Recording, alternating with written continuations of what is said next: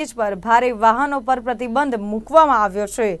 Shastri bridge પર ભારે વાહનોને જે છે પ્રતિબંધ મુકાયો છે। બ્રિજ પર ભારે વાહનો પર 2 મહિના માટે આ પ્રતિબંધ મૂકવામાં આવ્યો છે।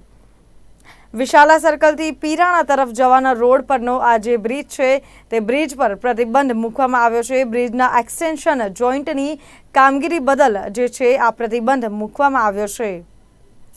ઉપરાંત બેરિંગ ખરાબ હોવાના કારણે કામગીરી જે છે તે હાથ ધરાઈ છે। મહત્વનું છે કે હાઈવે ઓથોરિટી ઓફ ઇન્ડિયા દ્વારા આ કામગીરી શરૂ કરવામાં આવી છે। ભારે વાહનો પસાર ન થાય તે માટે એંગલો લગાવવામાં આવી છે। આ એંગલો બ્રિજના છેડે જે છે 8 ફૂટ સુધીની એંગલો જે છે 8 ફૂટ ઊંચી એંગલો બ્રિજના છેડે લગાવવામાં આવી છે। તો મહત્વનું છે કે બ્રિજના એક્સટેન્શન જોઈન્ટની કામગીરી બદલ આ બ્રિજ પર જે છે ભારે વાહનો પર પ્રતિબંધ મૂકવામાં આવ્યો છે। અમદાવાદના શાસ્ત્રી બ્રિજ પર જે છે આ પ્રતિબંધ મૂકવામાં આવ્યો છે। તો વિશાલા સર્કલથી પીરાણા તરફ જવાના રોડ પરનો જે બ્રિજ છે તે બ્રિજના એક્સટેન્શન જોઈન્ટની કામગીરી બદલ ભારે વાહનો પર પ્રતિબંધ મૂકવામાં આવ્યો છે। શાસ્ત્રી બ્રિજ જે છે તે બ્રિજ પર ભારે વાહનો માટે પ્રતિબંધ મૂકવામાં આવ્યો છે। ઉપરાંત 2 મહિના માટે જે છે આ પ્રતિબંધ મુકાયો છે। મહત્વનું છે કે બ્રિજના એક્સટેન્શન જોઈન્ટની કામગીરી બદલ આ બ્રિજ પર પ્રતિબંધ મૂકવામાં આવ્યો છે।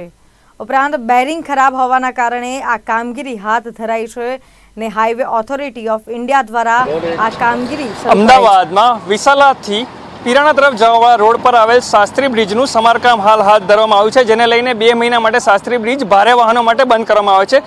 તેને લઈને તંત્ર દ્વારા શાસ્ત્રી બ્રિજ પર 8 ફૂટ જેટલી એંગલો લગાવવામાં આવી છે।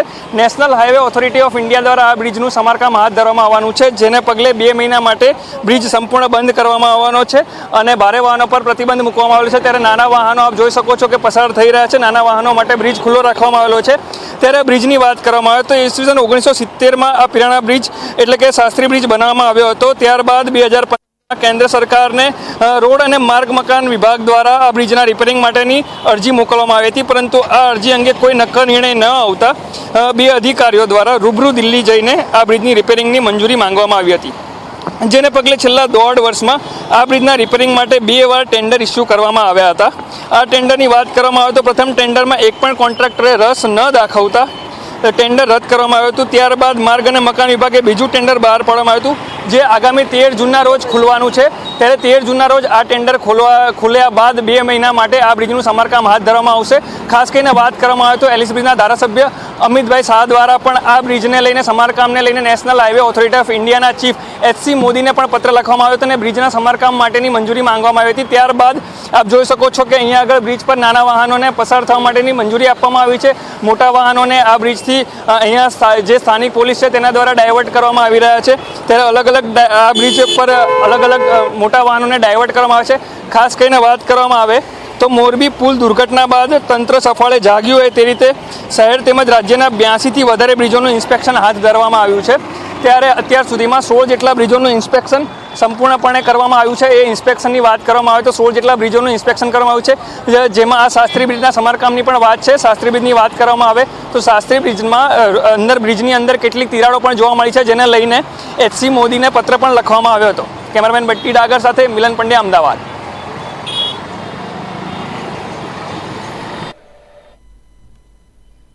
અમદાવાદના શાસ્ત્રી બ્રિજ પર ભારે વાહનો પર પ્રતિબંધ મુકાયો છે। આ પ્રતિબંધ જે છે તે વિશાલા સર્કલથી પીરાણા તરફ જવાના રોડ પરનો જે બ્રિજ આવેલ છે તે બ્રિજ પર ભારે વાહનો માટે આ પ્રતિબંધ મુકાયો છે।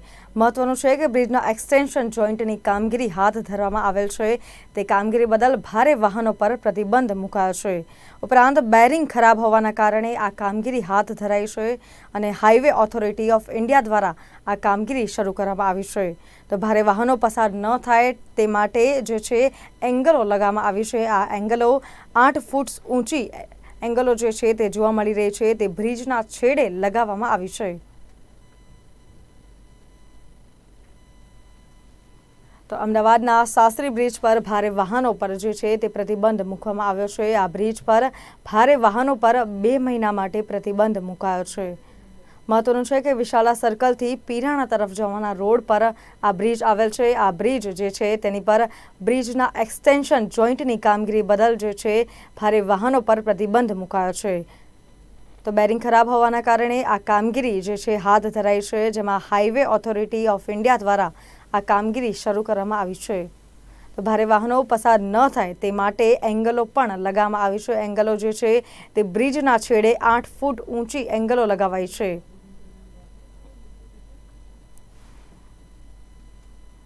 અમદાવાદના શાસ્ત્રી બ્રિજ પર ભારે વાહનો પર પ્રતિબંધ મુકાયો છે. બ્રિજ પર ભારે વાહનો પર 2 મહિના માટે આ પ્રતિબંધ મુકાયો છે.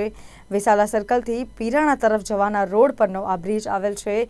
આ બ્રિજ પર 2 મહિના માટે ભારે વાહનો પર પ્રતિબંધ મુકાયો છે. મહત્વનું છે કે બ્રિજના એક્સટેન્શન જોઈન્ટની કામગીરી બદલ આ જે છે તે પ્રતિબંધ ભારે વાહનો પર મુકાયો છે. ઉપરાંત બેરિંગ ખરાબ હોવાના કારણે જે છે આ કામગીરી હાથ ધરાઈ છે ને હાઈવે ઓથોરિટી ઓફ ઇન્ડિયા જે છે તેના દ્વારા આ કામગીરી શરૂ કરવામાં આવી છે. તો ભારે વાહનો પસાર ન થાય તે માટે એંગલો પણ લગાવવામાં આવી છે, જે બ્રિજના છેડે 8 ફૂટ ઊંચી એંગલો લગાવવામાં આવી છે.